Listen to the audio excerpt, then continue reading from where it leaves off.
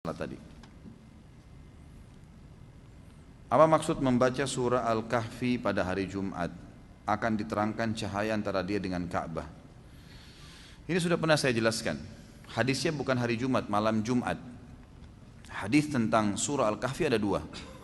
Hadis yang pertama adalah berbunyi siapa yang membaca Al-Kahfi pada malam Jumat, maka akan diterangkan cahaya antara dia dengan Baitul Atiq, antara dia dengan Ka'bah. Ini ulama hadis mengatakan maksudnya Allah Subhanahu wa taala akan memudahkan dia sering mendatangi Ka'bah, mungkin umroh atau haji, rutin membaca surah Al-Kahfi. Ini pendapat yang paling kuat, yang paling sering dipegang oleh para ulama. Hadis yang kedua diriwayatkan juga ya, dan ini dua-duanya hadis sahih. Siapa yang membaca surah Al-Kahfi pada hari Jumat, dia akan selamat dari fitnah Dajjal. Dari fitnah Dajjal. Jadi dua-duanya. Kalau saya ditanya, saya menganjurkan diri saya dan juga teman-teman sekalian untuk membaca di dua kali, malam Jumat dan di hari Jumatnya. Masjid di Indonesia banyak, dan saat azan bersautan apa ini? Lalu doa di antara azan, manakah yang lebih afdal? Saya nggak ngerti maksudnya. Kalau azan ada 5 masjid di dekat rumah, yang satu selesai yang lainnya belum misalnya, sudah bolehkah kita berdoa antara azan iqamah? Sudah boleh. Sudah bolehkah kita sholat qobliyah? Boleh, nggak ada masalah. Yang penting ada satu masjid sudah selesai azan dan terdengar, karena patokan azan itu terdengar. Hadis Bukhari Muslim yang pada saat Nabi SAW berkata kepada Ibnu Ummul Maktum, muadzin yang buta, kan Nabi SAW mengatakan, atasma'un nida, apa kau dengar azan enggak? Awalnya kan dia minta izin supaya tidak ke masjid, karena dia buta, jauh rumahnya, nggak ada yang pandu, banyak binatang buas bisa menerkamnya. Nabi SAW awalnya izinkan, kemudian setelah itu turun wahyu dikatakan, atasma'un nida, apa kau dengar azan dengan kupingmu? Dia bilang na'am. Kata Nabi, iya. Kata Nabi SAW, idzan ajib, kalau begitu jawab. Berarti patokannya mendengar. Kalau sudah didengar nggak masalah, gitu kan? Ini tentu dari masjid ya, dari masjid sekitar. Sebagian ulama mengatakan tidak berlaku yang didengar di media, kalau media itu ya siaran ulang, diputar-putar, bisa salah jamnya, kecuali memang bersamaan waktunya mungkin ya. Jadi TV itu sebenarnya tidak dijadikan sebagai patokan, lebih baik masjid sekitar, karena itu yang dijelaskan di dalam riwayat-riwayat. Masya Allah, begitu saya tantang banyak datang ya. Sudah stop ya, ini udah banyak. Kalau makanan, minuman dan pakaian haram, doa tidak diterima, apakah sholatnya juga? Karena di tiap gerakan sholat ada doanya. Tentu saja tidak. Dalil datang adalah doa-doa gitu kan. Ada doa ya doa saja gitu. Karena doa yang dibaca dalam sholat itu bagian daripada sholat, berarti dia dihitung sholat.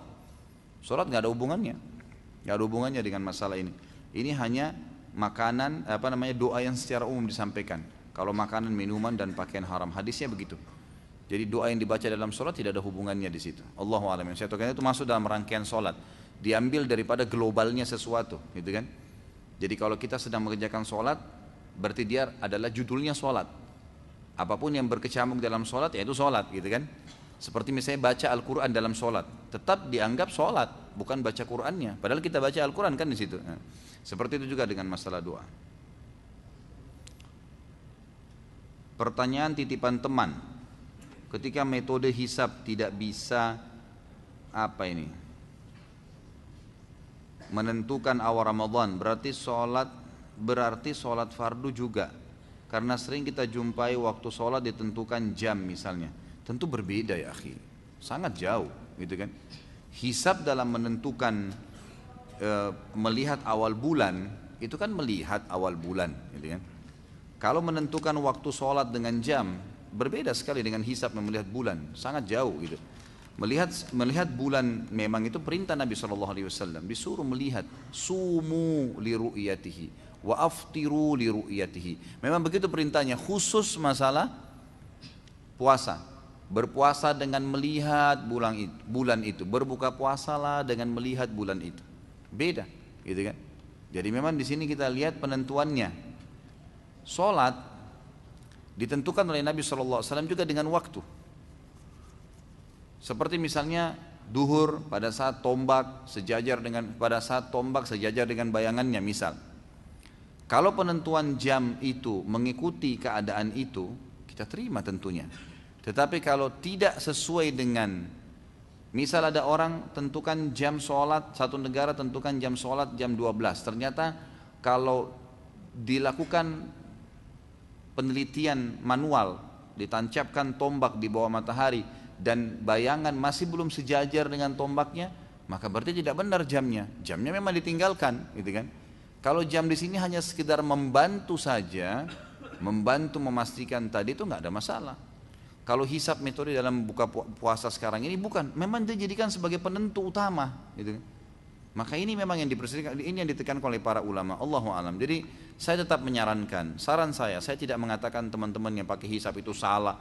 Dan ini sekaligus saya sampaikan juga ya, ini penyampaian saya, risalah saya kepada siapapun muslimin dan muslimat yang menonton acara kita di YouTube, ataupun sekarang teman-teman tim lagi memasukkan pertanyaan-pertanyaan. Jangan buru-buru menilai.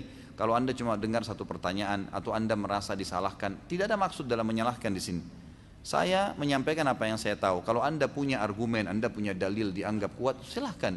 Saya tidak akan menyalahkan dan saya tidak akan berbicara masalah individu dalam majelis kita. Kalau Anda merasa ini benar diterima, amalin. Kalau Anda merasa ini salah, saya manusia biasa, gitu kan. Anda punya dalil, silahkan dijalankan. Itu tidak ada masalah. Bukan berarti saya paksakan pendapat, tidak. Saya cuma sampaikan apa yang saya ketahui.